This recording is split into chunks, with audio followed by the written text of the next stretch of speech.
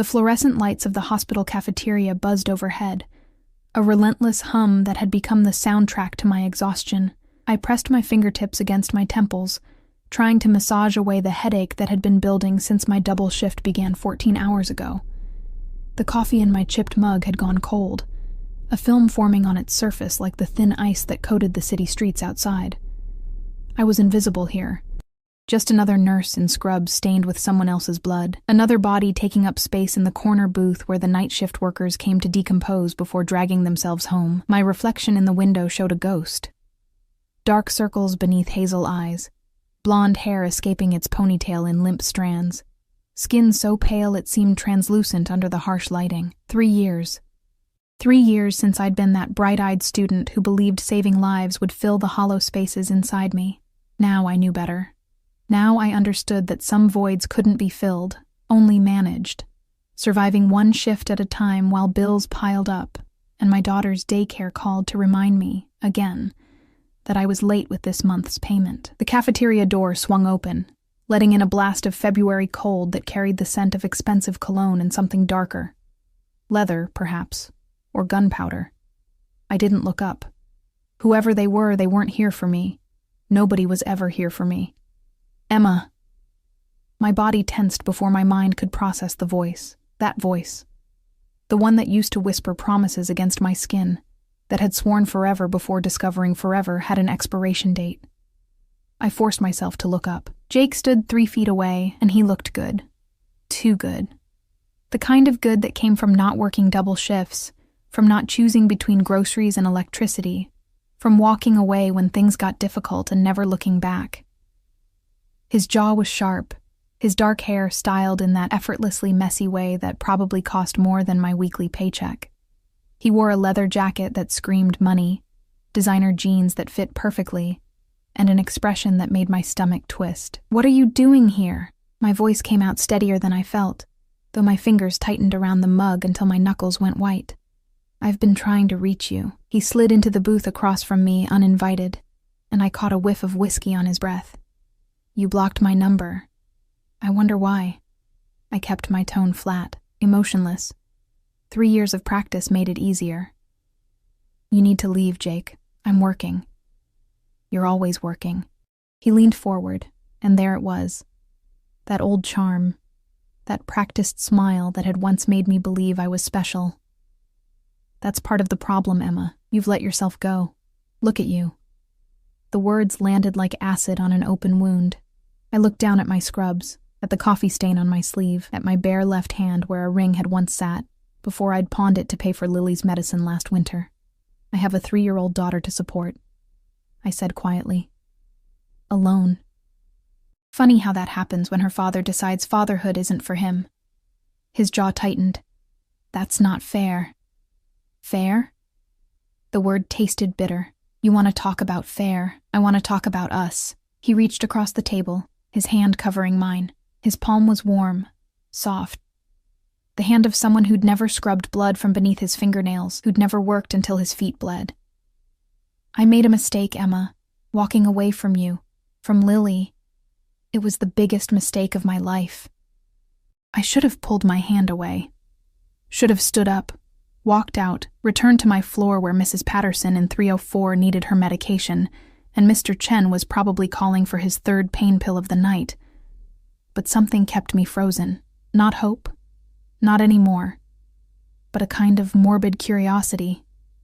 Like watching a car crash in slow motion. "I've changed," Jake continued, his thumb tracing circles on my wrist. "I'm doing better now.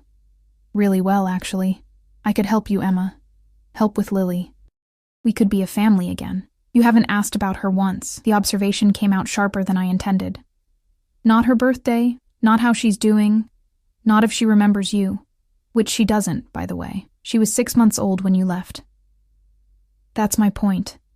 His grip tightened, and something in his eyes shifted, something that reminded me why I'd blocked his number in the first place. "I want to fix that. I want to be there for her, for you. Jake. You belong to me, Emma." The words came out low, intense, carrying an edge that made the hair on the back of my neck stand up. "You always have. that little phase of playing nurse, of pretending you don't need me. It's over now. I'm here to take you home."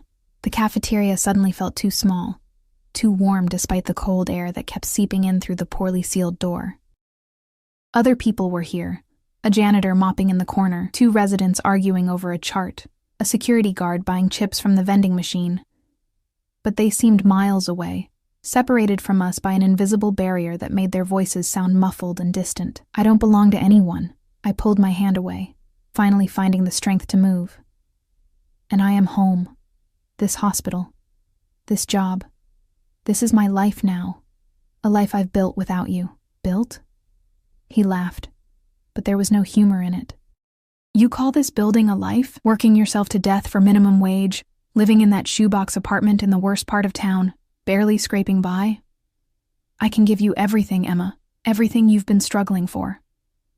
I don't want your money. You wanted it before." His voice dropped lower, and now the other people in the cafeteria definitely felt too far away. "You wanted everything I had to offer. Or did you forget? The way you used to look at me, the way you'd stop." My face burned. That was a different person. I was a different person. You were mine. The possessiveness in those words made my chest tight. This wasn't love. Maybe it never had been. Maybe I'd been so desperate to feel wanted, so eager to believe someone could see me as more than ordinary, that I'd mistaken obsession for devotion. I stood up, my chair scraping against the linoleum floor. "I have to get back to work." Jake stood too, faster than I expected, his hand shooting out to grab my wrist. Not hard enough to hurt, but firm enough to stop me. "We're not done talking. Let go of me." "Emma." "The lady asked you to let go." The voice came from behind me, smooth and cold as winter rain. It carried an authority that made Jake's hand immediately release my wrist, made the entire cafeteria seem to hold its breath. I turned. A man stood near our booth, and my first thought was that he didn't belong here. Not in this fluorescent-lit cafeteria with its chipped tables and stale coffee smell. He belonged somewhere else, somewhere expensive, somewhere dangerous, somewhere that existed in the shadows between legal and lethal. He was young, maybe early 30s, with dark hair styled back from a face that could have been carved from marble, sharp cheekbones, a strong jaw, lips that looked cruel even in their perfect symmetry. But it was his eyes that held me, dark, almost black in the harsh lighting, and completely focused on Jake with an intensity that made my mouth go dry. He wore a black suit that probably cost more than my car, perfectly tailored to shoulders that suggested he knew how to handle himself in a fight. A white shirt, open at the collar, revealed tan skin and the edge of what might have been a tattoo. No tie. Something about that missing tie felt deliberate, like a concession to civility he wasn't quite willing to make. Behind him, near the cafeteria entrance, stood 2 men in dark clothing. They weren't trying to be subtle.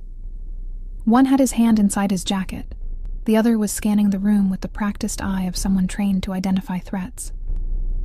"This is a private conversation," Jake said, but his voice had lost its edge. He'd taken a step back without seeming to realize it. The man's gaze hadn't left Jake's face. "Is it?" His accent was hard to place, American, but with cultured undertones that suggested expensive schools and European influences, because from where I'm standing it looked like harassment. "I'm her," Jake started. "Ex-boyfriend," I supplied quickly, finding my voice. "He was just leaving." "Was I?" Jake's attention snapped back to me, and I saw anger flash in his eyes. Real anger now, the kind that used to make me lock myself in the bathroom until he calmed down. "We're not finished, Emma. You can't just—" "She said you were leaving." The stranger moved, a subtle shift that somehow placed him between me and Jake. It wasn't aggressive exactly, but the message was clear. "I suggest you listen." Jake's hands clenched into fists. For a moment, I thought he might do something stupid. But then his eyes slid to the 2 men by the door, and whatever he saw there made his face go pale. "This isn't over," he said to me, his voice shaking with barely controlled rage. "You belong to me, Emma. Sooner or later you'll remember that." He pushed past the stranger, shoulder-checking him in a pathetic display of bravado that the man didn't even acknowledge. The cafeteria door swung shut behind him with a hollow bang that echoed in the sudden silence. I realized I was shaking. "Are you all right?" The stranger's voice had changed, softened somehow, though his eyes remained hard as obsidian. "I'm fine." The lie felt automatic. "Thank you for intervening. You didn't have to do that." "Yes," he said simply, "I did." He looked at me then, really looked at me, and I felt stripped bare under that gaze, like he could see through the exhaustion and the scrubs and the carefully constructed walls I'd built around myself, like he was cataloging every detail. The tremor in my hands, the pulse hammering in my throat, the way I couldn't quite catch my breath. "You work here?" he asked. "I'm a nurse, pediatric ward." Why was I telling him this? I should get back. My shift. "You're Emma." It wasn't a question. My blood went cold. "How do you—" "Your name tag." He gestured to my chest, where my ID badge hung on a lanyard. "Emma Chen, RN."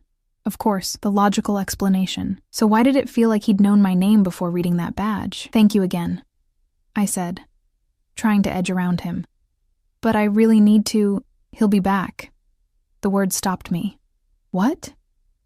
"Men like that always come back." He pulled a card from his inner jacket pocket, holding it out to me between two fingers. "When he does, call this number." I stared at the card. Heavy stock, expensive paper, with nothing but a phone number embossed in black. No name, no title, no company. "I don't understand. Who are you?" His lips curved into something that might have been a smile if it had reached his eyes. Someone who doesn't like seeing people pushed around. He pressed the card into my palm, his fingers warm against my cold skin. "Keep it. You'll need it. I don't even know your name. Dante." He said it like it should mean something, like I should recognize it. I didn't. "Keep that card safe, Emma." He turned to leave, his guards immediately flanking him. But at the door, he paused, looking back over his shoulder.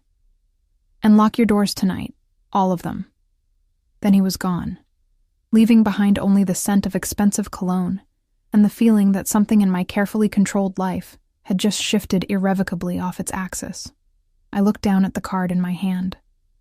Just a phone number. Nothing else.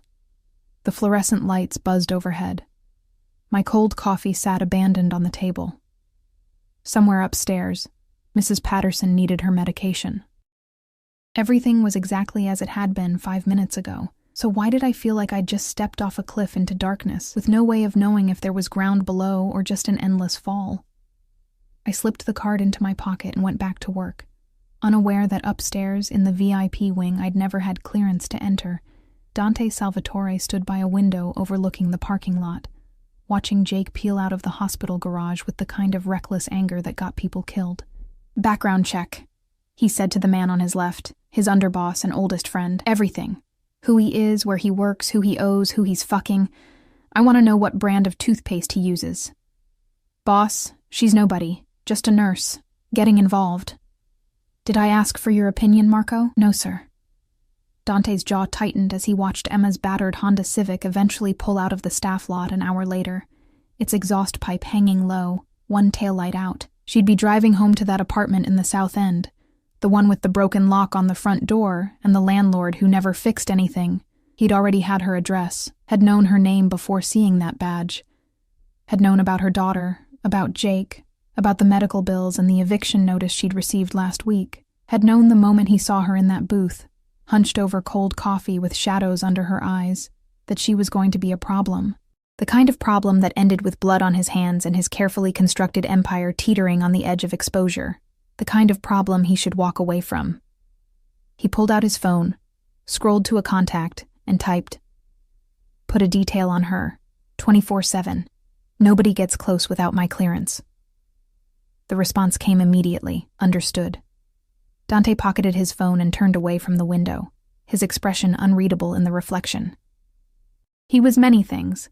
A businessman, a criminal, a killer when necessary. But he was also his father's son, raised with codes that men like Jake wouldn't understand, and one of those codes was simple. You protected what was yours, even if she didn't know she was his yet. The apartment was dark when I finally dragged myself up the 3 flights of stairs. my feet screaming in protest with each step. The building superintendent still hadn't fixed the light in the stairwell, hadn't fixed it in the 8 months since I'd moved in, and probably wouldn't fix it in the 8 months to come. I'd learned to navigate by memory, counting steps, feeling for the railing that wobbled dangerously under my weight. Lily was with Mrs. Rodriguez downstairs, probably already asleep on her couch surrounded by the old woman's 17 cats. I'd pick her up in the morning before my next shift, let Mrs. Rodriguez add another day to the running tab of babysitting debts I'd somehow repay when my financial situation stopped being a controlled avalanche toward bankruptcy. My keys rattled in the lock, the deadbolt I'd installed myself after the break-in 2 months ago. The super had shrugged when I reported it, said this neighborhood attracted that kind of trouble. Maybe I should move somewhere safer, as if I had choices. As if safe places existed for single mothers working minimum wage jobs with maxed-out credit cards and student loans that would outlive me. The door swung open into darkness that smelled like the vanilla candles I burned to mask the mold growing in the bathroom. I fumbled for the light switch, my fingers finding it just as my exhaustion-fogged brain registered something wrong. Someone had been here. The realization hit like ice water. Nothing obvious. No overturned furniture. No smashed windows. But little things. The mail on the counter was arranged differently than I'd left it. The kitchen chair wasn't quite pushed in. The faint scent of cigarettes lingering in air I'd left, closed up and sterile. My hand was already reaching for my phone when I saw it. A manila envelope sat on my kitchen table, thick and official-looking, with my name written across it in masculine handwriting I didn't recognize. I should have called the police, should have run downstairs to Mrs. Rodriguez, grabbed Lily, and gotten the hell out. Instead, I found myself moving toward that envelope like it was magnetized, my heart hammering so hard I could feel it in my throat. Inside were photographs. The first showed Jake leaving a bar I didn't recognize, his arm around a woman who definitely wasn't me. Timestamp, last Tuesday. The night he'd told me he was working late at his new job, the one he'd been so mysterious about. The second showed him meeting with 3 men in what looked like a warehouse. Money was changing hands. The photo quality was professional. Not some grainy cell phone picture, but clear, sharp, the kind that required expensive equipment and someone who knew how to use it. The third made my stomach drop. Jake, standing in the hospital parking lot earlier tonight, his face twisted with rage as he punched my car. My poor Honda, its side mirror now hanging by wires I hadn't noticed in my exhaustion. The timestamp read 11:47 p.m., less than an hour ago. Beneath the photos was a single sheet of paper with a typed message. He damaged your property. That mirror will cost $340 to replace. Money you don't have. The men he's meeting with deal in stolen pharmaceuticals. The woman is named Jessica Torres. She doesn't know he has a daughter. He owes $15,000 to people who break kneecaps for late payments. You're in danger, whether you believe it or not. The door to your apartment can be picked in under 30 seconds. Your building has no security cameras. Your neighbors wouldn't hear you scream. Call the number. D. My hands shook so badly the paper rattled. This was insane. Completely insane. Someone had broken into my apartment. Not to steal, but to leave me evidence of what? Jake's criminal activities? His debts? His cheating? Dante. The stranger from the hospital. With his expensive suit and dangerous eyes and guards who carried guns in shoulder holsters, they didn't bother hiding. I pulled his card from my pocket, staring at that embossed number like it might suddenly reveal answers. Who was he? How did he know about Jake? How did he know about my car, my apartment, my financial situation? How long had he been watching me? The question should have terrified me. Instead, it made something warm unfurl in my chest. Something uncomfortable that felt dangerously close to relief. Someone was paying attention. Someone saw me. Truly saw me. Not as invisible furniture in the hospital corridors, but as a person worth protecting, even if that someone had just committed multiple felonies to do it. I looked at the photos again. Jake's face in that warehouse, greedy and calculating. Jake with another woman, his hand on her lower back in a gesture I remembered too well. Jake destroying my property in a rage because I dared to say no to him. You belong to me. My phone buzzed, making me jump. Unknown number. I stared at it, my thumb hovering over the decline button. But something, curiosity, stupidity, or maybe just bone-deep exhaustion, made me answer. Hello? Did you find the envelope? Dante's voice, smooth and dark as aged whiskey, filled my ear. You broke into my apartment. My voice should have been angry. Instead, it came out breathless. I had someone check your locks. They're insufficient. You can't just... I struggled for words, for outrage that wouldn't quite materialize. This is illegal. Breaking and entering. Stalking. He's going to come back, Emma. No apology. No justification. Just cold fact delivered in that accent that did things to my nervous system I didn't want to examine. Tomorrow. Maybe the next day. Men like Jake don't handle rejection well, especially when they're desperate for money. I can handle Jake. Can you? A pause. You're 5'5", 120 pounds. You've lost weight, not eating enough, probably skipping meals to make sure your daughter has food. You're exhausted, working doubles to cover bills you can't afford. He's 6 feet, works out regularly, and has a history of violence his sealed juvenile record doesn't quite hide. My blood went cold. How do you... I make it my business to know things. His voice dropped lower, intimate despite the phone separating us. Especially when it concerns people I'm protecting. I didn't ask you to protect me, no. Something in his tone shifted. You didn't. But here we are. I sank into my kitchen chair, suddenly too tired to stand. Outside my window, the city hummed, sirens wailing, someone shouting in the alley, the constant white noise of traffic on the expressway 2 blocks over. Normal sounds. Everyday chaos. So why did everything feel different? What do you want from me? The question came out quieter than I intended. Silence stretched between us, long enough that I thought he might have hung up. Then, I want you to be safe. Why? Does it matter? Yes. My fingers tightened on the phone. It matters a lot. People don't just... Men like you don't break into apartments and leave evidence packages for strangers unless they want something. Men like me... He almost sounded amused. What kind of man do you think I am, Emma? The kind with bodyguards and expensive suits, and eyes that had seen too much death. The kind who knew about sealed juvenile records and could have professional surveillance photos taken within hours. The kind whose name people probably whispered with fear, not affection. Dangerous, I said finally. Yes. No denial, no deflection. I am dangerous, very dangerous, to people who threaten what's mine. I'm not yours. Not yet. The words hung in the air between us, heavy with implication I didn't want to unpack. My heart was racing again, but this time it had nothing to do with fear. I should hang up, I said, but didn't move. You should. Agreement without expectation. But you won't. Because you're smart enough to know you need help, even if you're too proud to ask for it. I don't need... Your car needs $340 worth of repairs you can't afford. Your rent is late. 3 months now, not 2 like you told your supervisor. Your daughter needs new shoes. The ones she's wearing are a size too small. The daycare called you twice this week about overdue payments. Your student loans defaulted 6 months ago. You're drowning, Emma, and you're too stubborn to reach for the life preserver. Each word hit like a physical blow. He knew everything. Every humiliating detail of my financial collapse. Every failure. Every desperate choice. Stop. My voice cracked. Just stop. I'm not trying to hurt you. His voice gentled, though the steel underneath remained. I'm trying to help you see reality. You're vulnerable. Jake knows it. Those men he owes money to know it. And they'll use it. Use you. Use your daughter to get what they want. And what do you want? I was crying now.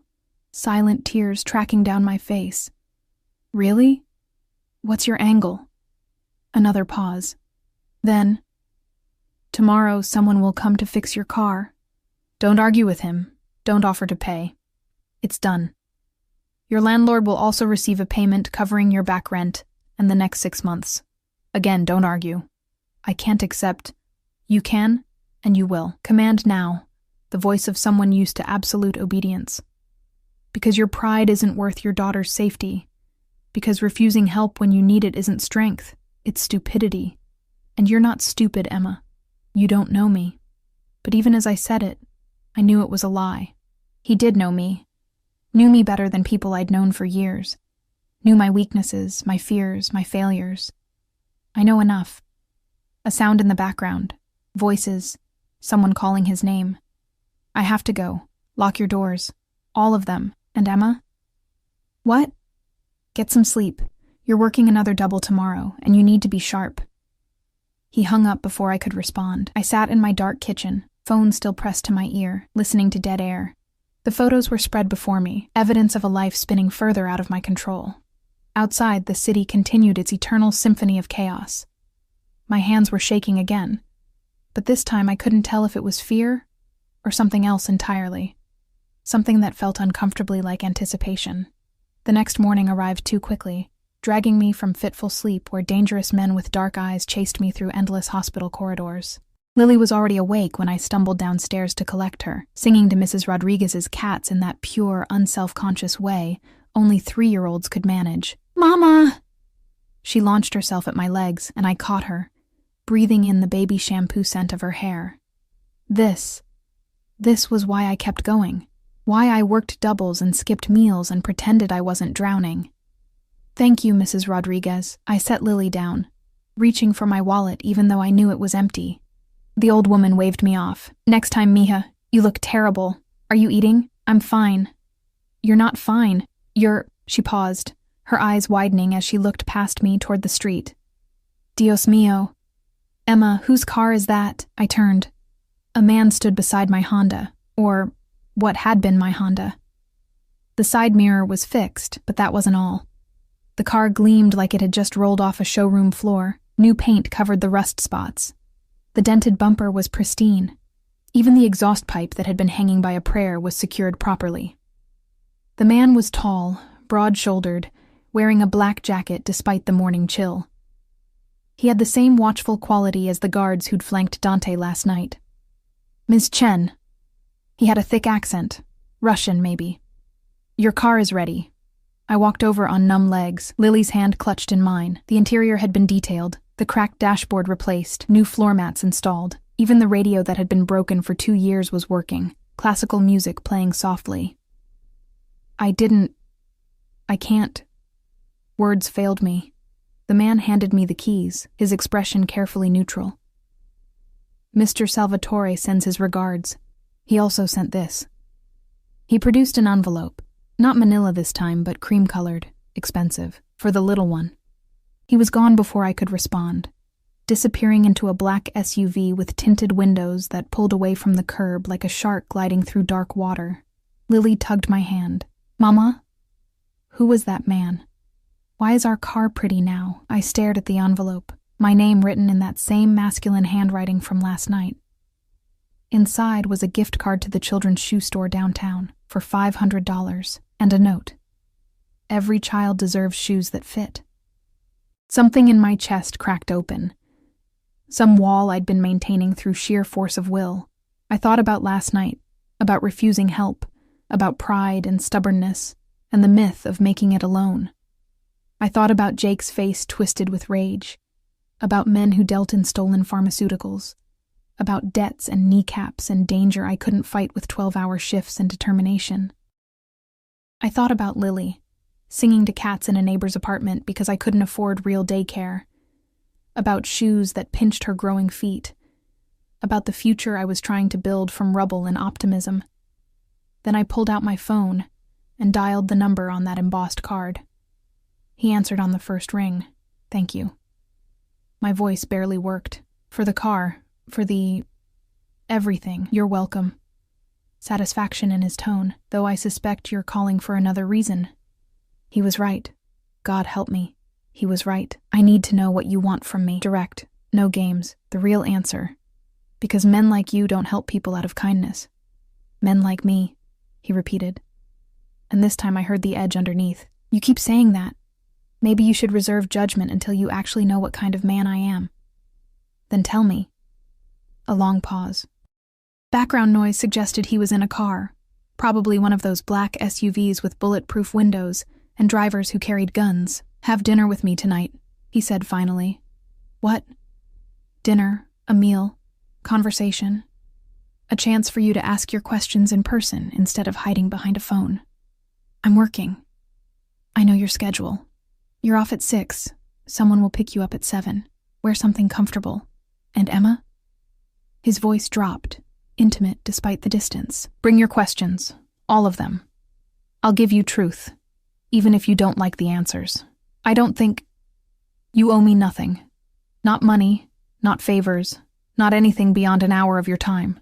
If after dinner you want me to disappear, I will. You'll never hear from me again. The car is yours regardless. The rent is paid regardless. No strings." It was the no strings that decided it, because I recognized a lie when I heard one, heard it in my own voice enough times. Everything had strings. Everyone wanted something, but at least he was honest about the dishonesty. 7 o'clock, I agreed. 1 hour, then you leave me alone. If that's what you want. A pause. But Emma? I don't think it is. He hung up before I could argue, leaving me standing beside my transformed car with my daughter's hand in mine, and the uncomfortable feeling that I'd just agreed to something far more dangerous than dinner. Mrs. Rodriguez was watching from her window, crossing herself like she did when ambulances screamed past with their lights blazing. "That man," she called down, "the one who fixed your car. He's not a good man, mija." I knew that. Had known it the moment I saw him in that cafeteria with danger rolling off him like cologne. But Jake wasn't a good man either, and he'd almost destroyed me with charm and promises. At least Dante was honest about being dangerous. The black car arrived at precisely 7 o'clock, idling at the curb like a panther waiting to pounce. Not an SUV this time, but a sedan. Sleek, expensive, the kind that whispered wealth instead of shouting it. The windows were tinted so dark I couldn't see inside, but I knew who had sent it. I'd changed 3 times before settling on dark jeans and a cream sweater. The nicest things I owned that didn't have stains or holes. My hair was down, falling past my shoulders in waves I'd actually had time to style. Makeup covered the shadows under my eyes. I almost looked human instead of the walking corpse who haunted hospital corridors. Mrs. Rodriguez had Lily again. Blessing her, the old woman had taken my daughter without questions, just pressed rosary beads into my palm, and told me to be careful. I'd left them on my kitchen counter, unsure whether I believed in protection that came from prayer. The driver emerged as I approached. A different man than this morning, but cut from the same cloth. Dark suit, watchful eyes, the kind of stillness that came from military training or prison time. He opened the rear door without a word. The interior smelled like leather, and something spicy. Dante's cologne, I realized. He wasn't inside, but his presence lingered like smoke. "Where are we going?" I asked as the driver pulled smoothly into traffic. "Mr. Salvatore is waiting for you." His eyes met mine in the rearview mirror. 20 minutes. I watched the city slide past the windows, familiar streets giving way to neighborhoods I'd only seen in magazines. The buildings grew taller, cleaner, the kind of places where doormen wore uniforms and residents had names that appeared in society pages. We passed restaurants with Michelin stars, boutiques where a single dress cost more than my monthly rent, art galleries showcasing paintings I'd only ever seen in textbooks. This wasn't my world, would never be my world, so what was I doing here? The car pulled up to a building that made my breath catch, all glass and steel jutting into the sky like a blade. The driver opened my door, gesturing to the entrance where another suited man waited, Ms. Chen. This one had an Italian accent, his smile professional but not unkind. "Mr. Salvatore is expecting you. Please, follow me." We bypassed the lobby entirely, entering a private elevator that required a key card to operate. The man inserted his, pressed the button for the top floor, then stepped out, leaving me alone as the doors whispered shut. My reflection stared back at me from polished brass. A woman in borrowed courage, pretending she belonged in elevators that cost more than her education. My hands were shaking again. I clasped them together, forcing my breathing to slow. The elevator rose so smoothly I barely felt the movement, just watched the floor numbers climb. 20, 30, 40, 50, 60. Finally, it stopped at 65. The penthouse. The doors opened onto a private foyer that stole what little breath I had left. Floor-to-ceiling windows overlooked the city, its light sprawling like fallen stars across the darkness. The space was open, modern, decorated in blacks and grays and deep blues that suggested money spent by someone with actual taste. Abstract art adorned the walls. Originals, I suspected, not prints. Furniture that looked like it belonged in museums. A grand piano sat near the windows, its surface reflecting the city lights. And standing by those windows, silhouetted against the glowing cityscape, was Dante. He turned as I entered, and something in my chest tightened painfully. He'd shed the suit jacket, wearing only black slacks and a white dress shirt with the sleeves rolled to his elbows. The casual elegance made him more dangerous somehow, more real. His dark hair was slightly mussed, like he'd been running his fingers through it. In this light, I could see details I'd missed in the cafeteria. The sharp line of his jaw, the sensual curve of his mouth, the way his eyes tracked my every movement like a predator assessing prey. Emma. My name on his lips sent shivers down my spine. You came. You paid my rent. I stayed near the elevator, maintaining distance. Felt rude to decline, his lips curved. I hoped you came for better reasons than obligation. Did you? I forced myself to step forward to meet his eyes, because I don't understand what's happening here. Any of this. You're a stranger who knows everything about me, who breaks into my apartment and pays my bills and sends men to fix my car. Normal people don't do that. No.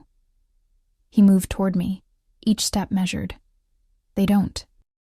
So what are you? Drug dealer? Arms trafficker? I pulled the words from crime dramas, from news reports. Hitman? I'm a businessman. That's not an answer. He stopped a few feet away, close enough that I could smell his cologne, see the flecks of amber in his dark eyes. My family has interests. Import, export, real estate, entertainment.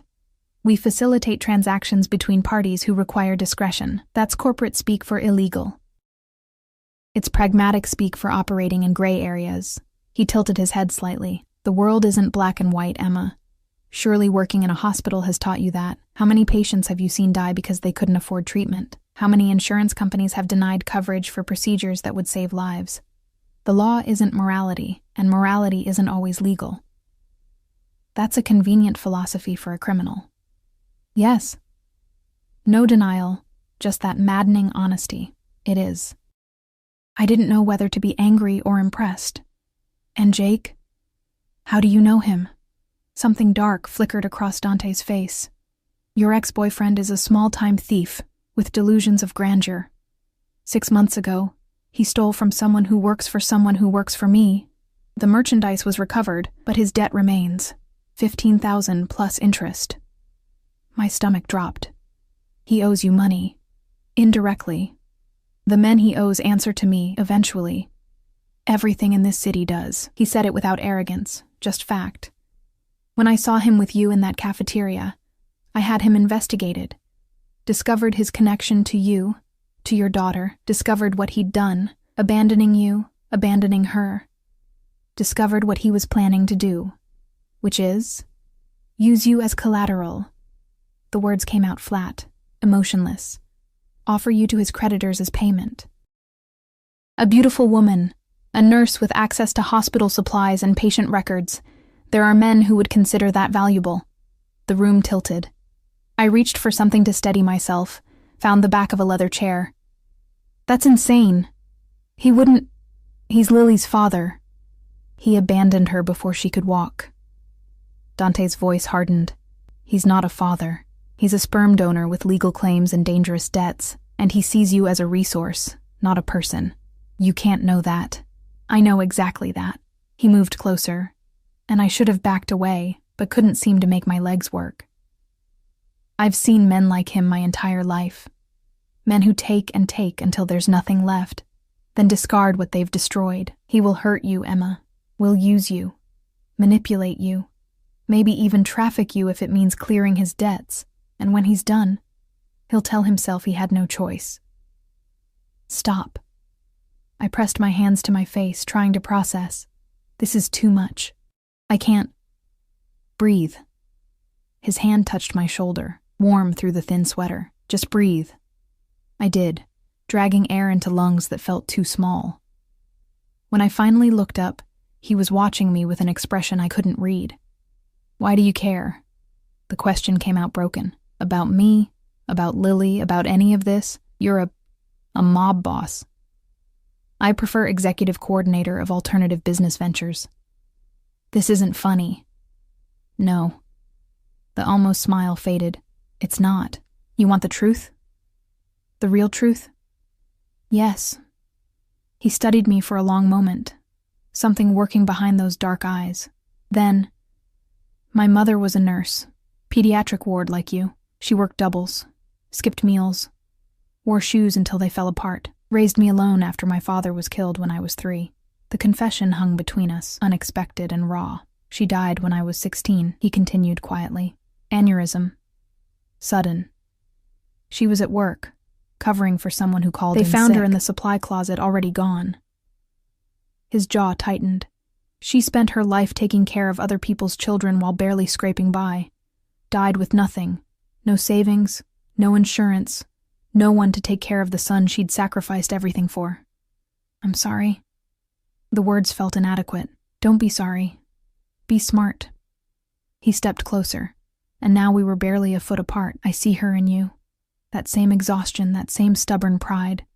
Working yourself to death because you believe it's what you have to do. And I see how this ends, Emma. I've already watched it end once." Understanding crashed over me. "So this is about your mother. I'm just..." "What? A proxy? A second chance to save someone you couldn't save before?" "Maybe." His hand came up, fingers brushing my cheek so gently I almost didn't feel it. "Or maybe I just don't want to watch another good person be destroyed by circumstances and bastards who see kindness as weakness." My breath caught. His touch was fire against my skin, burning away excuses and resistance. This close, I could see the faint scar above his left eyebrow, the shadow of stubble along his jaw, the way his pupils dilated as he looked at me. "This is insane," I whispered. "You're insane. I should leave." "You should." His thumb traced my cheekbone. "But you won't." "Why not?" "Because you're tired of being alone. Tired of fighting battles you can't win. Tired of pretending you don't need help." His voice dropped lower, intimate. "And because you feel this too, this thing between us, this pull." I did feel it. God help me, I did. Had felt it since that moment in the cafeteria when he'd stepped between me and Jake like an avenging angel dressed in Armani. Had felt it last night on the phone, in the dark, his voice wrapping around me like silk. "I don't even know you," I managed. "Then let me tell you." His hand moved to cup my face, tilting it up toward his. "I'm 32 years old. I inherited my father's business at 19 and spent the next decade turning it into an empire. I'm wealthy enough that money is a tool, not a goal. I'm dangerous enough that most people cross the street when they see me coming. I've killed men who threatened what's mine, and I've slept soundly afterward. Each word should have sent me running. Instead, they rooted me to the spot. I don't have friends. I have associates, employees, people who fear me enough to be loyal. I don't have hobbies. I have assets and interests and investments. I don't do relationships. I have arrangements, transactions, mutually beneficial agreements." His eyes burned into mine, but then I saw you in that cafeteria, and something shifted. Something I didn't expect and don't quite understand. "What?" I barely breathed the word. "Recognition." His other hand came up, framing my face between his palms. Like seeing something I didn't know I was missing until it was right in front of me. Like finding the other half of a combination lock, useless separately, but together. He didn't finish the sentence, didn't need to. "I have a daughter," I said, desperate for something to break this spell, a 3-year-old who depends on me. I can't afford to make mistakes. I know. I've had background checks run on her daycare, her pediatrician, everyone who comes in contact with her. She's protected now. Both of you are. That's not normal. I'm not normal. He leaned closer, his breath warm against my lips. I'm possessive, controlling, probably a dozen other red flags your instincts are screaming about, but I'm also honest about what I am and what I want, which is you. Simple, direct, devastating. In my life, in my bed, in my world. Safe, protected, mine. The last word sent heat flooding through me. You can't just claim people. Watch me. Not arrogance, but absolute certainty. You've been surviving, Emma. I'm offering you a chance to actually live. No more double shifts unless you want them. No more choosing between groceries and electricity. No more fear every time your ex shows up wanting something. I'll take care of you. Both of you. All you have to do is let me, and in exchange, because there was always an exchange. Always a price. Be mine. His thumb stroked my cheeks, gentle despite the intensity in his eyes. Let me protect you. Let me give you the life you deserve. Let me show you what it feels like to be treasured instead of tolerated. I don't understand you, but my hands had come up to grip his wrists, holding him in place instead of pushing him away. Why me? You could have anyone. Models, actresses, women who actually belong in this world. I don't want someone who belongs here. His forehead touched mine, and the intimacy of it made my eyes sting. I want someone real. Someone who knows what matters. Someone who'd skip meals to make sure her daughter eats. Someone brave enough to work herself to exhaustion for people who don't even remember her name. Someone who looks at me and sees a man instead of a monster or a meal ticket. You are a monster, but the words held no heat. Yes. His lips curved against mine. Not quite a kiss. But I'm your monster now. If you'll have me. I should have said no. Should have walked away from this beautiful, dangerous man with his penthouse views and criminal empire and impossible promises. Should have protected myself. Protected Lily. Protected the small, hard-won life I'd built from nothing. Instead, I closed the distance between us and kissed him. He made a sound low in his throat. Surprise, maybe. Or satisfaction. Then his arms were around me, pulling me against a body that was all lean muscle and controlled strength. The kiss wasn't gentle. It was claiming. Possessive. The physical manifestation of everything he'd just promised. His mouth moved over mine with the confidence of someone who knew exactly what he wanted and refused to settle for less. I melted into it. Into him. Into the heat that bloomed between us. His hand slid into my hair, tilting my head back to deepen the kiss. I tasted whiskey on his tongue, felt the hammer of his heart against my palm when I pressed my hand to his chest. When we finally broke apart, we were both breathing hard. Dinner, he said roughly. I promised you dinner and answers. I don't care about dinner. The words tumbled out before I could stop them. I care about understanding what I just agreed to. What this is. This, he said, his thumb tracing my swollen lower lip, is me claiming you. This is you accepting my protection. This is the beginning of something neither of us can walk away from. That sounds like a threat. It's a promise. He kissed me again, softer this time, but no less possessive. You're mine now, Emma, and I protect what's mine with everything I have.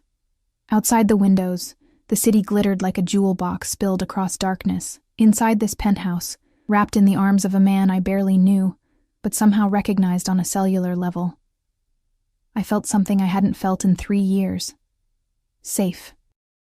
Even if that safety came wrapped in danger and promises that might destroy me, even if the monster holding me might be the biggest threat of all, the next 3 weeks passed in a blur of surreal normalcy, punctuated by moments that reminded me my life had been completely hijacked by a man who ran half the city's underworld with the efficiency of a Fortune 500 CEO.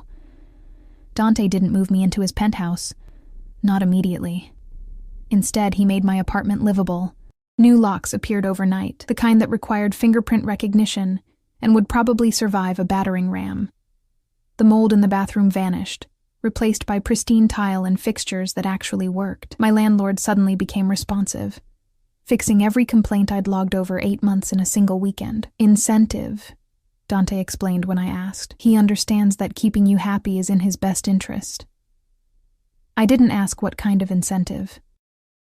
Wasn't sure I wanted to know. Work became easier too, though I insisted on keeping my job despite his obvious displeasure. But my shifts mysteriously shortened. No more doubles unless I volunteered.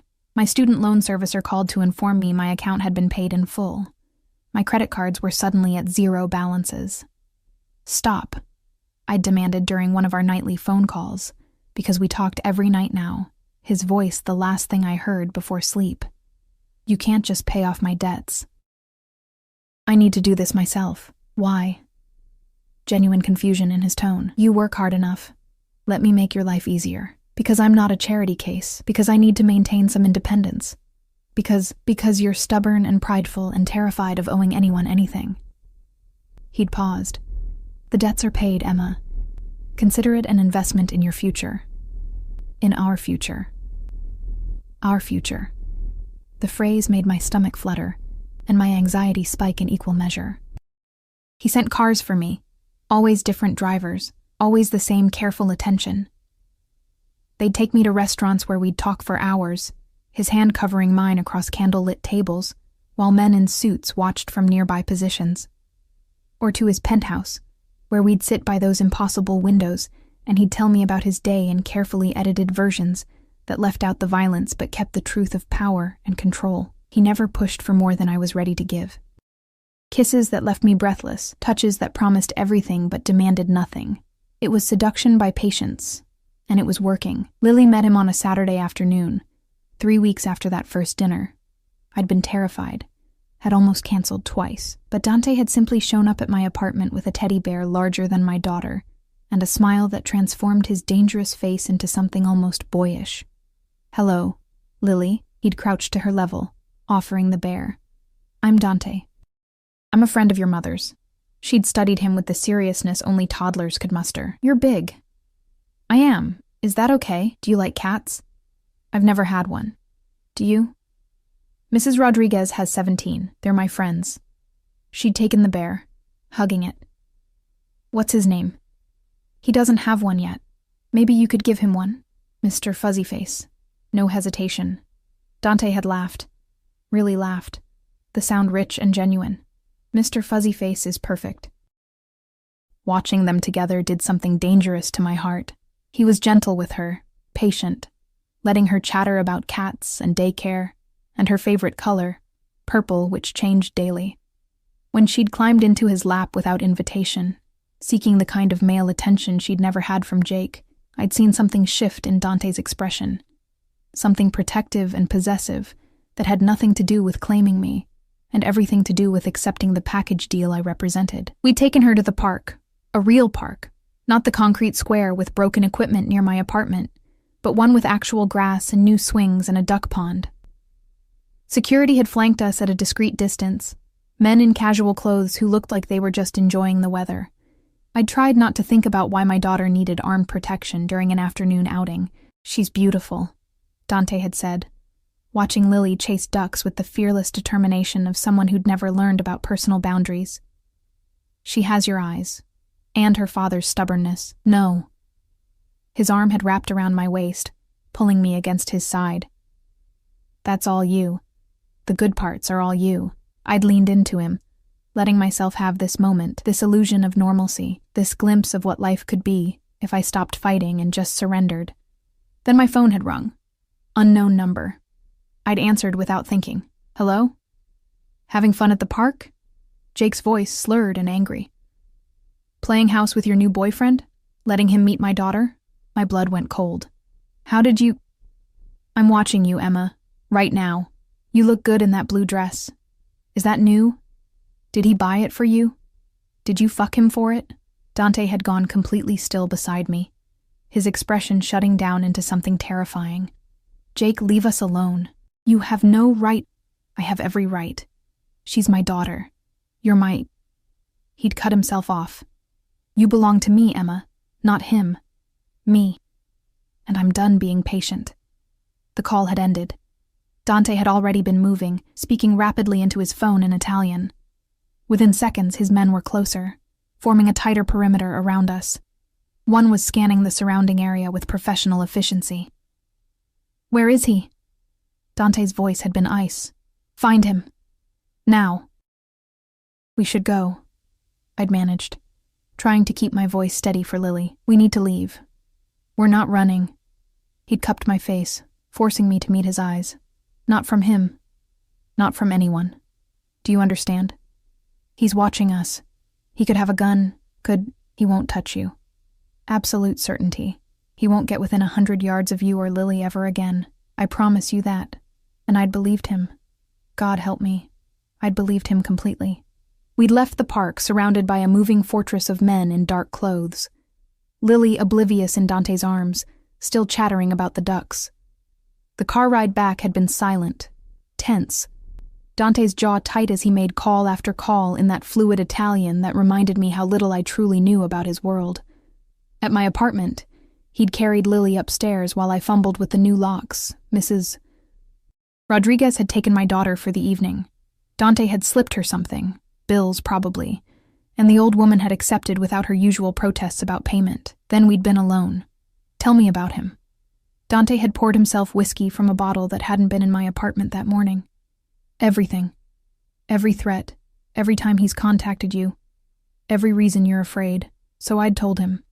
About the pregnancy Jake hadn't wanted. About his disappearance when Lily was 6 months old. About the calls that came every few months, drunk and belligerent, demanding I take him back. About the time he'd shown up at the hospital, making a scene until security escorted him out. About my fear that he'd try to claim custody just to hurt me, even though he'd never wanted to be a father. Dante had listened in silence, his expression growing darker with each detail. He's a dead man, he'd said finally. Calm, matter of fact, like announcing the weather. What? He threatened you, threatened your daughter, stalked you to a public park, made it clear he intends to escalate. Dante had set down his glass. That's unacceptable. You can't just kill him. But even as I said it, I wasn't sure I meant it. I can do exactly that, have done it for less. He'd moved toward me, his hand settling on my shoulders, but I won't. Not if you don't want me to. This is your life, your choice. I'll respect whatever boundary you set. What's the alternative? I make him disappear, not permanently, just effectively. New city, new identity, enough fear that he never comes near you again. He'll understand that you're protected now. That touching you means forfeiting his life. That's still... I'd struggled for words. That's kidnapping. That's illegal. Yes. No apology. It is. I'd looked into his eyes, seeing the truth there. He would do this. Would commit felonies. Would use violence. Would cross every line I'd been taught to respect. All to protect me. All because in his world, threats weren't resolved through restraining orders and hope. I don't want you to kill him, I'd whispered. But I want him gone. I want to stop being afraid. I want Lily to be safe. Then consider it done.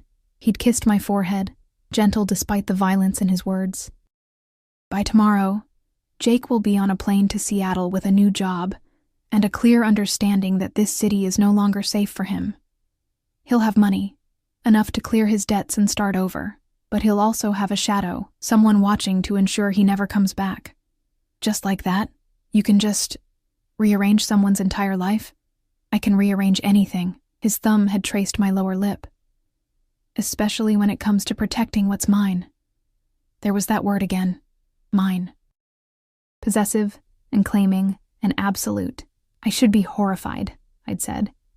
Should call the police, report you, run away from this insanity. But you won't. No. The admission felt like stepping off a cliff. I won't. Why not? I'd thought about it. About all the reasons I should be terrified of this man and his casual relationship with violence, but beneath the fear was something else. Something that had been growing since that night in the cafeteria, when he'd stepped between me and Jake without hesitation. Because for the first time in 3 years, I feel safe. The words came out broken, because you see me, actually see me, not just the uniform or the bills or the baggage. Because when you look at Lily, you don't see an obligation. You see a child worth protecting. She is worth protecting. His hands had framed my face. You both are. And anyone who threatens you will learn exactly what that protection costs. He'd kissed me then, deep and claiming, and I'd let myself fall into it, into him. into this dangerous, impossible thing we were building. Later that night, after he'd left, always leaving before things went too far, maintaining that maddening patience, I'd stood by my window watching his car disappear into traffic. My phone had buzzed with a text from an unknown number. A photo. Jake at the airport, 2 of Dante's men flanking him. The timestamp read, 11:47 p.m. Below it, problem solved. Sleep well, beautiful. I should have felt guilty. Should have felt something beyond this overwhelming relief. Instead, I'd climbed into bed and slept through the night for the first time in 3 years. The following Monday, I arrived at work to find my supervisor waiting by the nurse's station. Her expression carefully neutral. "Emma, can we talk in my office?" My stomach dropped. Had someone reported Dante? Had the hospital found out about my connection to a known criminal? Was I being fired? Her office was small, cluttered with files and coffee cups. She gestured to a chair, then sat across from me, her hands folded on the desk. "I received an interesting call this morning," she began, "from the hospital board. Apparently, an anonymous donor has established a scholarship fund for nursing staff pursuing advanced degrees. Full tuition, books, living expenses, everything covered." I stared at her. "Okay? You've been selected as one of the recipients." She slid a folder across the desk. "If you're interested in completing your master's degree, the program starts next semester. You'd continue working here part-time while studying. Full benefits maintained." My hands shook as I opened the folder. It was real. All of it. A path to the future I'd abandoned when I got pregnant, when Jake left, when survival became more important than dreams. "There's no obligation," my supervisor continued. "But Emma, you're a gifted nurse. You could do more than bedside care. You could teach, could specialize, could—" "Yes," the word burst out. "Yes, I want this," she smiled. "I thought you might. There's one condition, though." Of course there was. "What?" "The donor requested that you personally receive the information from them. They're waiting in the conference room." My heart hammered. Now? Now. I walked to the conference room on numb legs, knowing what I'd find before I opened the door. Dante stood by the window, his back to me, phone pressed to his ear. He was speaking Italian again, his voice low and authoritative. When he heard the door close, he ended the call and turned. Surprise. That almost smile played at his lips. "You did this." Not a question. "I invested in talent." He moved toward me. "The hospital benefits, you benefit, and I get to watch you become everything you're capable of being.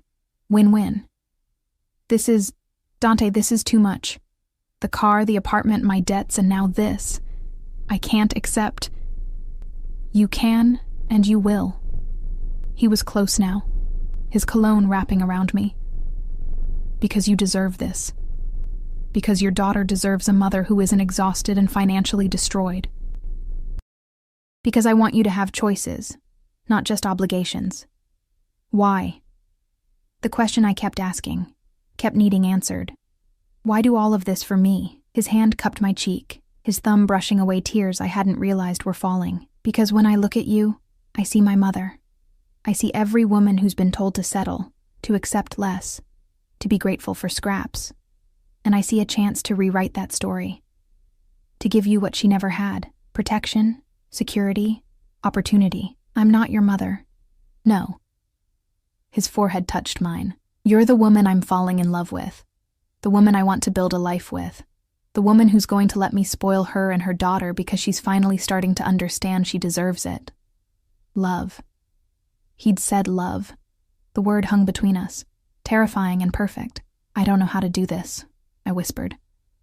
"How to be with someone like you. How to accept help without losing myself. How do you learn?" His lips brushed mine. "We both learn. Together. What if I mess this up? What if I'm not enough for your world? My world is brutal and bloody and built on violence." His eyes burned into mine. "You're the only good thing in it, the only real thing. Don't worry about being enough for my world, Emma. Worry about whether my world is good enough for you." I kissed him then, there in that conference room with its view of the parking lot and the faint smell of burnt coffee. Kissed him like he was oxygen and I'd been drowning. His arms wrapped around me, holding me close. And for the first time since this insane journey began, I let myself believe it. Believe in him. In us. In the possibility that maybe, just maybe, I deserved this happiness even if it came wrapped in danger and expensive suits and promises made by a man who could destroy lives with a phone call. When we finally broke apart, both breathing hard, he smiled. A real smile that transformed his face into something almost vulnerable. "There's a gala this Saturday," he said. "Charity event. Very boring, very formal. I need a date. I don't have anything to wear to a gala." "Yes, you do. Check your closet when you get home." At my expression, he laughed. "I sent sizes to a stylist. Nothing too presumptuous, just options. If you hate them all, we'll find something else." "But Emma?" "What?" "I want to show you off. Want everyone in this city to see you on my arm and understand that you're mine. That you're protected. That touching you means war." The possessiveness should have bothered me. Instead, it sent heat pooling low in my belly. "Okay," I agreed. "But Dante?" "Yes?" "If we're doing this, really doing this, I need honesty. Complete honesty. No more surprises. No more finding out about things after you've already done them." His expression sobered. "That's fair. Ask me anything. Have you killed people?" "Yes." "Recently?" "Within the last year, yes." The answer should have horrified me, should have sent me running. Instead, I just nodded. "Will you kill again?" "If someone threatens you or Lily, absolutely. No hesitation. Without question or remorse. What about innocent people? Collateral damage? I don't target innocents, but I won't lie. Sometimes people get caught in crossfire. I minimize casualties, but I can't eliminate the risk entirely." His jaw tightened. "If that's a deal breaker, tell me now." I thought about Jake, probably landing in Seattle right now with fear and money and a new life. Thought about the men in suits who watched from shadows, keeping us safe. Thought about Lily, sleeping soundly at night because monsters stood between her and other monsters. "It's not a deal breaker," I said quietly. "But I need you to understand, Lily comes first. Always. If your life, your business, ever puts her in danger, I'm gone. No discussion, no negotiation. Gone." "Agreed." Relief flooded his features. "She's my priority too now. Both of you are. I'll burn my entire empire before I let anything happen to either of you." He meant it. I could see the truth in his eyes, in the set of his jaw, in the way his hands tightened on my waist. "Okay then." I took a breath. "Let's do this. The gala, the relationship, all of it. Let's see where this goes. It goes everywhere," he said, kissing me again. "It goes to forever, if I have any say in it. Forever." With a mobster who'd rearranged my life, paid my debts, and looked at my daughter like she was precious, I should have been terrified. Instead, I felt like I was finally coming home. The gala was exactly as boring and formal as Dante had promised, held in a museum that had been transformed into a glittering showcase of wealth and power. Crystal chandeliers cast prismatic light across marble floors.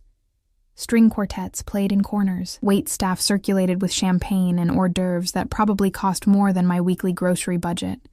And I was terrified.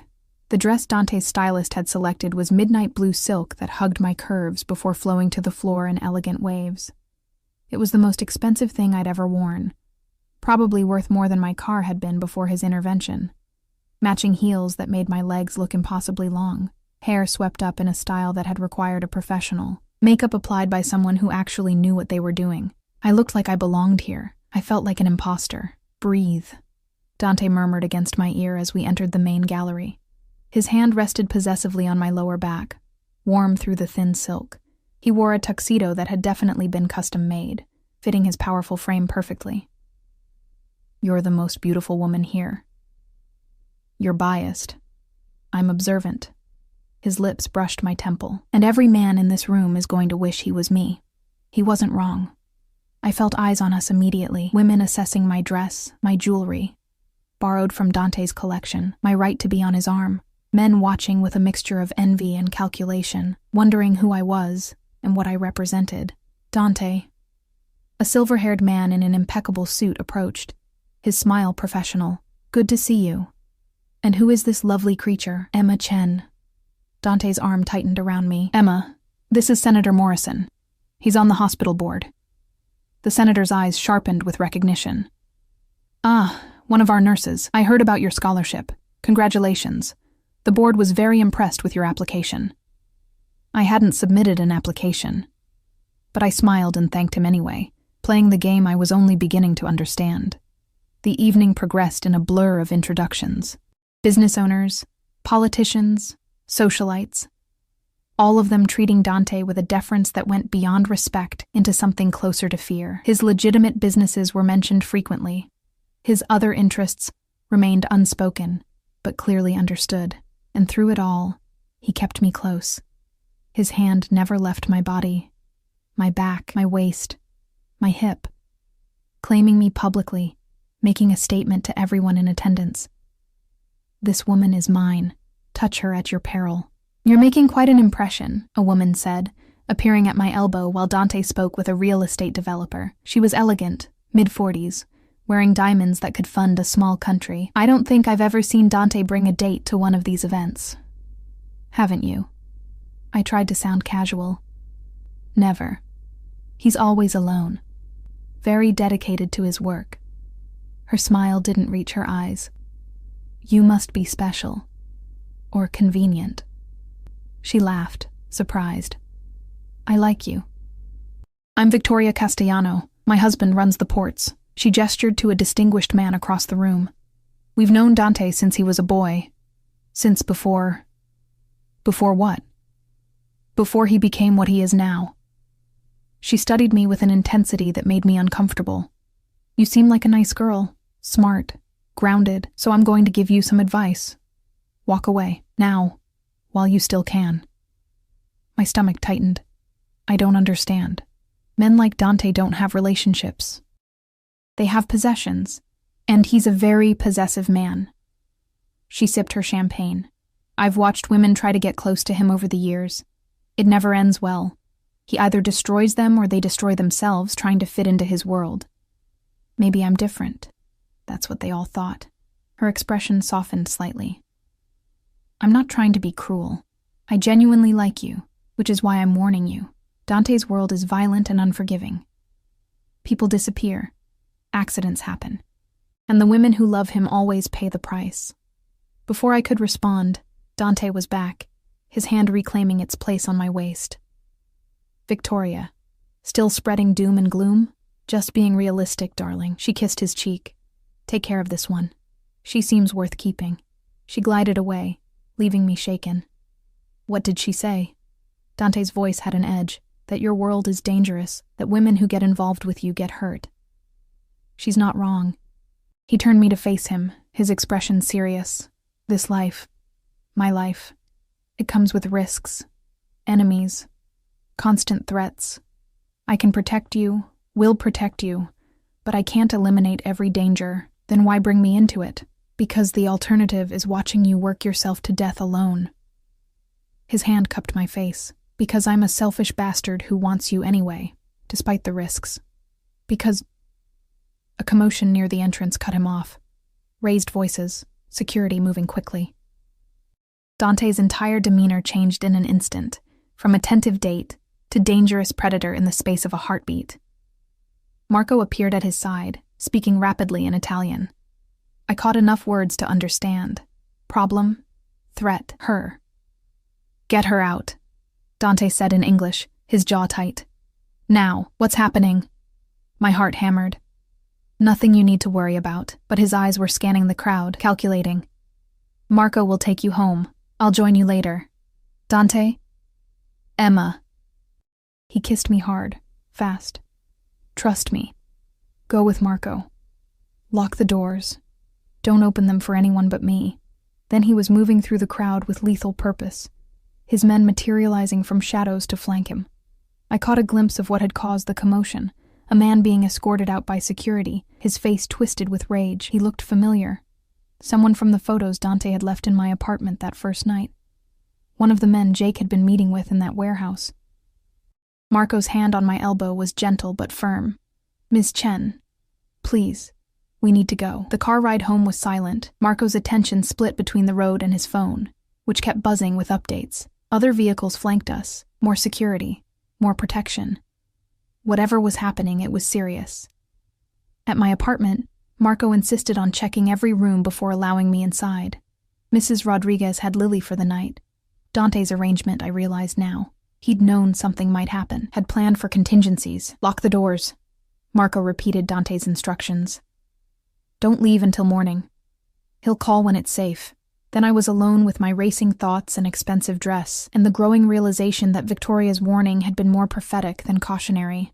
An hour passed. Then 2. My phone remained silent. I changed into comfortable clothes, scrubbed off the makeup, took down the elaborate hairstyle. Became myself again. Just Emma. Not the woman on Dante's arm at society galas. At midnight, my phone finally rang. Are you okay? Dante's voice was rougher than usual. Strained. I'm fine. What happened? Someone thought they could send me a message by disrupting the gala, by getting close to you. A pause. They were wrong. Dante, what did you do? What I had to do. No elaboration.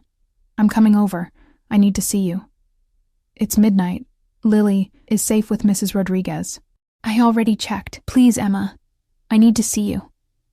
The vulnerability in his voice decided it. Okay. He arrived 20 minutes later, and my breath caught at the sight of him. The tuxedo jacket was gone, his white shirt partially unbuttoned and stained with something dark that might have been blood. His knuckles were bruised, his hair disheveled. He looked like he'd been in a fight. He probably had. Come in, I said quietly, stepping aside. He entered like he was carrying the weight of the world, moving to my couch and collapsing onto it with his head in his hands. I'd never seen him like this, vulnerable, almost broken. I sat beside him, my hand on his back. Talk to me. The man at the gala. His name is Victor. He works for a rival family, the Koslov Bratva. They've been pushing into my territory, challenging my authority. Tonight was supposed to be their statement. That they could reach you. Could threaten what's mine. And what happened to him? He's no longer a problem. Flat, emotionless. Then his hands dropped, and I saw his eyes. Dark with an emotion I couldn't name. They threatened you, Emma. Threatened to take you, to hurt you, to use you against me. And He trailed off, but I understood. Understood what he'd done, what he was capable of when protecting what was his. I should be horrified, I said softly.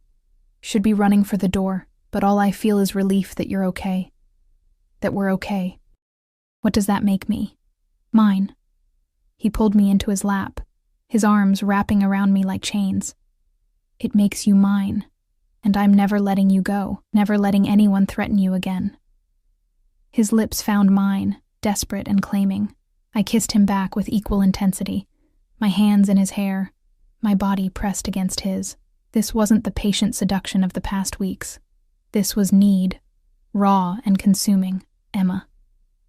My name was a prayer on his lips. Tell me to stop. Tell me we're moving too fast. Don't stop. I pulled back just enough to meet his eyes. Don't you dare stop. Something fierce and possessive flared in his expression. Then he was standing, carrying me toward my bedroom with the ease of someone who could bench press twice my weight. The door closed behind us, shutting out the world and its dangers and consequences. His hands were reverent as he undressed me, like I was something precious and breakable, despite the violence still clinging to him like cologne. I helped him with his shirt, my fingers tracing scars I hadn't known existed, evidence of a life lived in shadows and violence. Are you sure? He asked, his voice rough. Once we do this, there's no going back. You'll be mine in every way that matters. I'm already yours. The truth of it settled in my bones. I have been since that night in the cafeteria. Maybe even before. He made a sound low in his throat, somewhere between possession and surrender. Then his mouth was on mine, and I stopped thinking altogether. Later, as we lay tangled together in my small bed with dawn creeping through the curtains, I traced patterns on his chest and tried to process how completely my life had changed in a matter of weeks. What are you thinking?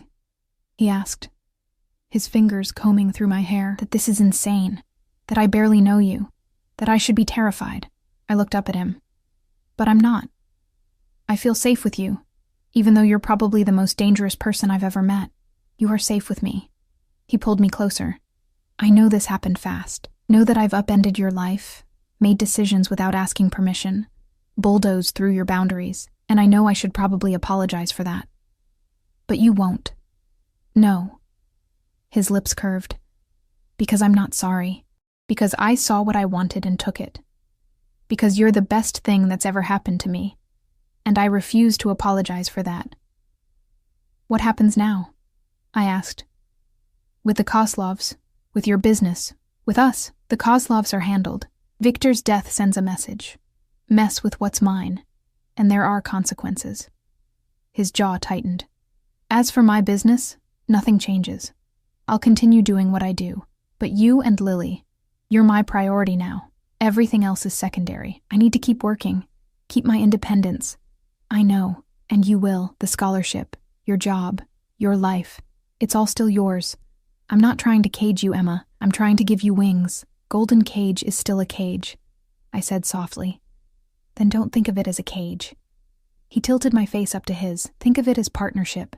You give me purpose beyond violence and money. I give you security and freedom from fear. We both get something real in a world that's mostly smoke and mirrors. And Lily? I want to be her father, not biologically, but in every way that matters. I want to teach her to be strong, to be safe, to be loved. I want to give her the childhood I never had, one where she doesn't have to worry about money or danger or abandonment. His eyes were intense. If you'll let me. Tears stung my eyes. She deserves that. Deserves someone who'll actually show up. Then I'll show up. Every day for the rest of her life. For the rest of your lives. He kissed me softly. I love you, Emma. I know it's too soon. No, I should probably wait to say it. But I've never been good at patience when it comes to things I want. And I want you. Want this. Want forever. I love you too. The words felt like jumping off a cliff and finding solid ground. God help me, I do. You're dangerous and possessive and probably terrible for me in 100 different ways. But you see me. Really see me. And you make me feel like I deserve all the things I thought were impossible. You deserve everything. His arms tightened around me, and I'm going to spend the rest of my life proving it to you. 6 months later, I stood in Dante's penthouse, our penthouse now, watching the sun rise over the city. Lily was asleep in her new room, surrounded by toys and books and the kind of security that made Fort Knox look casual. Mrs. Rodriguez had an apartment in the building, paid for by Dante, so she could still watch Lily when needed. I was halfway through my master's program, working part-time at the hospital, and loving it. My student loans were paid, my car was new. My life was unrecognizable from the exhausted, broke, terrified woman I'd been 6 months ago. But more than that, I was happy. Genuinely, deeply happy in a way I'd thought was reserved for other people. Dante emerged from the bedroom, padding over on bare feet to wrap his arms around me from behind. You're up early. Couldn't sleep. I leaned back against him, too busy thinking about how strange life is. How one moment can change everything. Regrets? Not even one. I turned in his arms. You saved me, you know. Saved us. You saved yourself. He kissed my forehead. I just provided the resources. The strength was always yours. We saved each other then. Deal. His lips curved. I have something for you. He produced a small velvet box, and my heart stopped. Dante, I know we said we'd wait, but I'm not a patient man, and I've never been good at following rules. He opened the box, revealing a ring that took my breath away. A sapphire surrounded by diamonds, elegant and unique. Marry me, Emma. Make this official. Let me be your husband, Lily's father, your partner in everything. Let me give you the forever I promised. I should have said we needed more time. Should have worried about the implications, the dangers, the reality of marrying into his world. Instead, I said, yes. Because sometimes the most dangerous thing is also the safest choice. Because sometimes the monster is actually the hero. Because sometimes love doesn't make sense or follow rules or wait for the right moment. Sometimes it just is. He slid the ring onto my finger, and it fit perfectly. Of course it did. He'd probably had my ring size investigated along with everything else about me. "I love you," he said, kissing me like I was oxygen and he'd been drowning. My Emma, my salvation, my everything. "I love you too," I whispered against his lips, my dangerous, impossible, perfect man. Outside the windows, the city woke to another day. Somewhere, people were making breakfast, heading to work, living ordinary lives. We were not ordinary, would never be ordinary, but we were real. We were together. We were safe. And for the first time in longer than I could remember, that was more than enough. It was everything. 3 years later, I stood in our penthouse wearing scrubs, still working at the hospital despite Dante's protests, but now as a nurse practitioner making real change in the pediatric ward. Lily was 6 now, bright and fearless, starting first grade at a private school where she was guarded discreetly but constantly. And in my arms, sleeping peacefully, was our son, Antonio Salvatore, named for Dante's father.